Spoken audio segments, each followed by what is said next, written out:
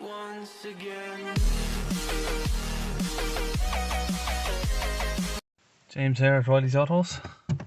So if you've ever been in this position, try to start your car. Jumping around and the battery's dead. I'm going to show you how to jump start it safely. So if we look at a car with a flat battery, we're going to get our black negative lead, and we're not going to put it on the battery. We're going to put it on a metal point on the engine, like your engine mount here. Another place you could put it is anywhere metal like this manifold, but it's a little bit hidden on this car, or one of these bolts on here.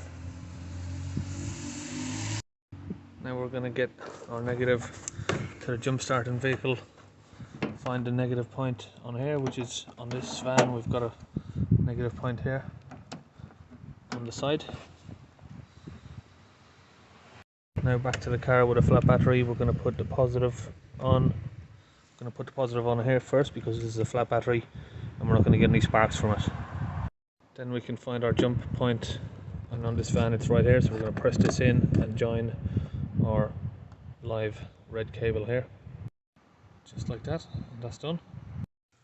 I'm going to go inside our vehicle that we're doing the jump start with and start it up.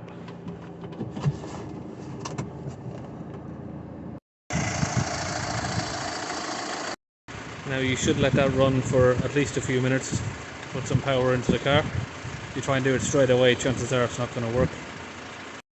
After a few minutes, get in the car and it started.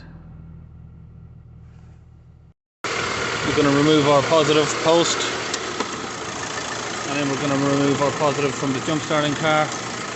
Then we're going to remove the negative. Then we're going to remove this negative, and that's job done.